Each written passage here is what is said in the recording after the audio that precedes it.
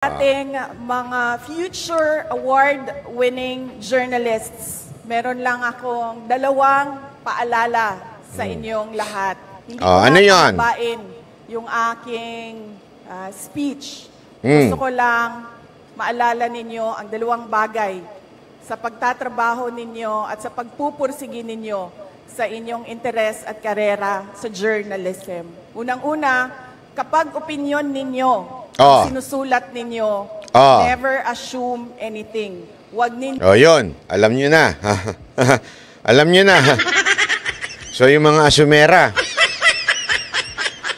Yung mga asumera dyan. Buhay pa ba yung mga asumera? Yung mga asumera dyan, wag daw kayo nag-a-assume, ha? Iba yung opinion ninyo. Ibig sabihin kasi ng opinion nyo lang yan. Ibig sabihin, it doesn't mean it is the truth. Do not assume that it is the truth. Okay? Ayan lang ay assumption. Ibig sabihin, hindi porket binati-bati ka o di kaya nakipag-usap sa'yo, nakipag-chat sa'yo, jowa mo na. Kasi mga asumera, ganun di ba? Feeling kagad, jowa na nila Kung ipaghalo ang assumption at opinion. Nako, yun. Bagay yun. Nako. Pangalawa, never pray. Parang may hugot talaga to si BP Sara pag nagsalita, no? Huwag niyong paghaluin ang assumption at opinion. Magkaiba yun. Halimbawa, opinion mo, may crush ako dito. At napaka-ano nito. Feeling ko, love ako nito. Kasi lagi akong binabati. Lagi akong kinakamusta sa group chat. Lagi akong binabati. Hindi pala sa group chat dyan. Sa, anong tawag mo dyan? Dyan sa chat box. Lagi akong pinapansin. So, naku. So, yun yung opinion, di ba? Ano yung assumption? I-assume mo na ngayon na, uy, si Banat Bay, lagi akong binabati. Siguro, crush ako nito. Magkaiba yun. Huwag nyo ipareho yun.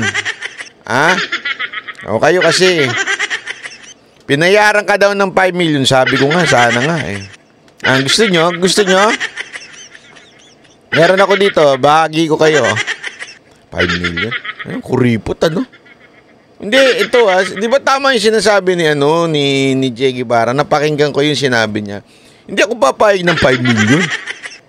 Para ako, sinunog mo na yung sarili mo. Pumayag ka ng 5 million, sinunog mo na ang sarili mo. Kung ako papayag ako siguro mga 100 million. Payag ako dun. At least siguro by that time pwede na ako mag-retire from vlogging. Magra-ride na lang ako. Di ba? Pero 5 million, sunog na sunog ka dun. Mantakin mo, Duterte kang nakilala. Lagi mong ini-interview si Pangulong Duterte kasama mo, bigla kang nag-Marcos. Di ba? Nanindigan tayo mula nun, tapos bigla ka magmamarcos, di nasunog ka nun. Wala nang maniniwala sa'yo. Parang to si Bungal. Si Bungal, may naniniwala pa ba dun? Wala nang naniniwala dun kay Bungal. Yung si Mike Tae, may naniniwala pa dun. Wala nang naniniwala dun. Mga tanga na lang naniniwala dun. Diba? Dati todo-todong puri sa mga Duterte. Ngayon, grabe banat. Dati halos halikan ng puwet ni Pastor Kibuloy. Nung napagalitan. Di ba kaya ngayon, todo-todo, di ba? Tapos, ang sabi ko sa inyo, yung mga ganyan, wala nang naniniwala dyan. Wala nang naniniwala dyan. Kaya ako magpapabayad ako. Ito, sinasabi ko na. Sa mga administrasyon. Kay Tamba. Kay Pangulong Marcos. Kay First Lady Liza Marcos. Kung may plano kayo, 100 million. Hindi ako papayag sa 5 million. Kasi pagka nang humingi na ako, kailangan mag-retire na ako noon. 100 million, pwede na siguro akong pambili ng mga gamot-gamot. Di ba? Pwede na yun. Pagpasensya nyo na, pag gano'n, magkalimutan na tayo. Grabe si Banat. Nagkalimutan na. Tuloy. or post or circulate something that you know is not the truth. Huwag Yun. ninyong gawin na Ang? sirain ang buhay ng ibang tao, sirain ang imahe ng iba't ibang organisasyon o ng mga tao sa alam niyong hindi totoo. Never assume and don't lie. Yan, ha? Paalala lang. Sa mga media. Sa mga sila Ed Lingaw, yung mga kasama ni Ed Lingaw, di ko alam yung mga pangalan na iba doon. Yung kasama niyang, yung dating dilawan na nag-serve kay Pinoy. Sino ba yung pangalan nun? Yung dating ni Ontiveros? Kalimutan ko na.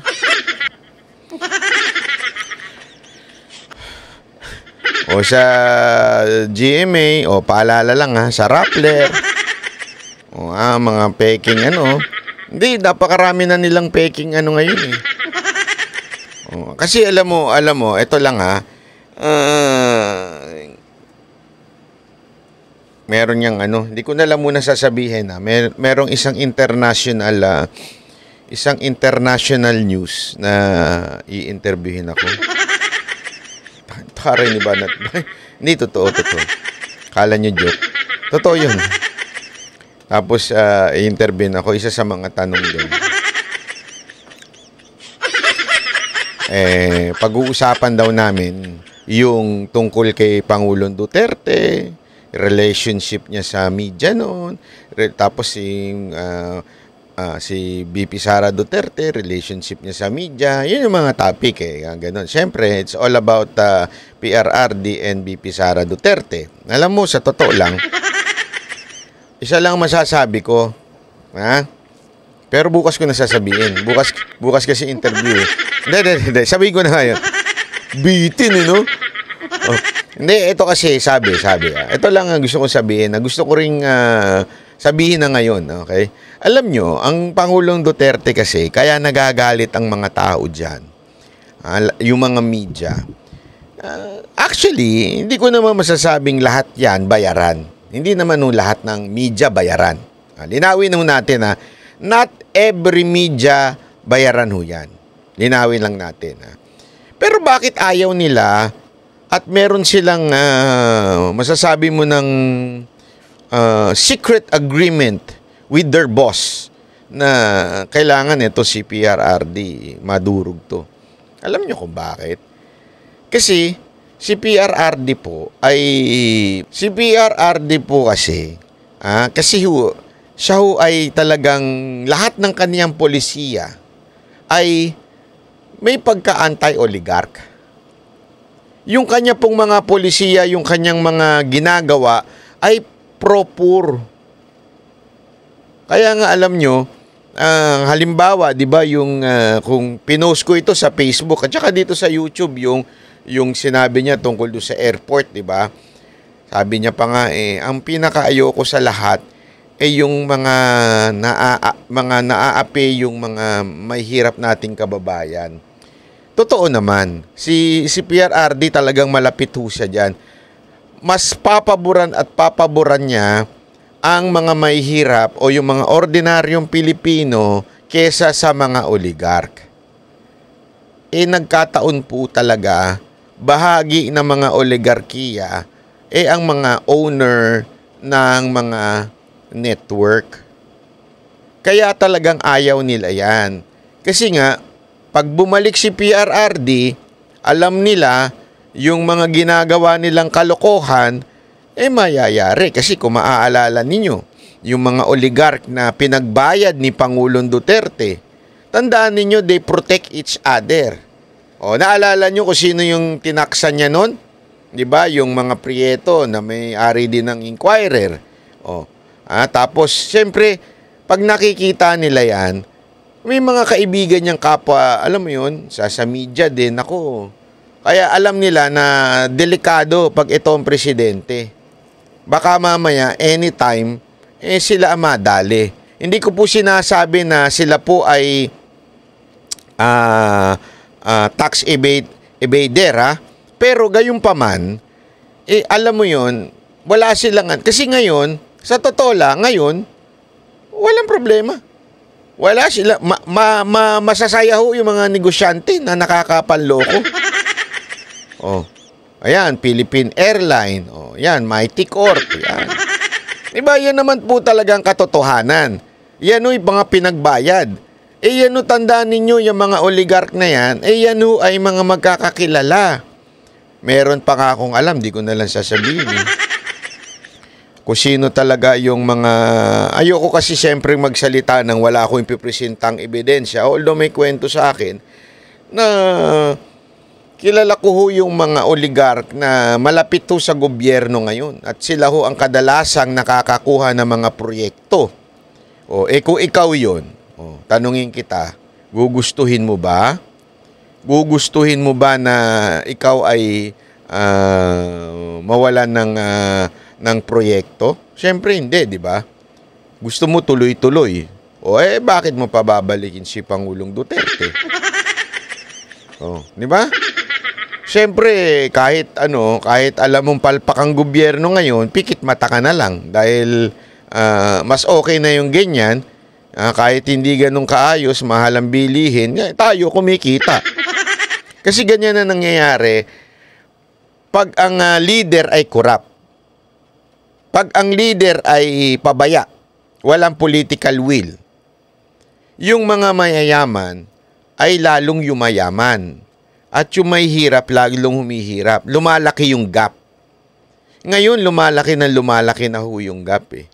Gap ho na mga mayayaman at mahihirap. Kaya nga makikita natin yan sa ating society. Makikita natin na pag mayaman ka, ang bilis mo makalaya sa kaso. Unless kalabang ka. Katulad nila Congressman Tebes.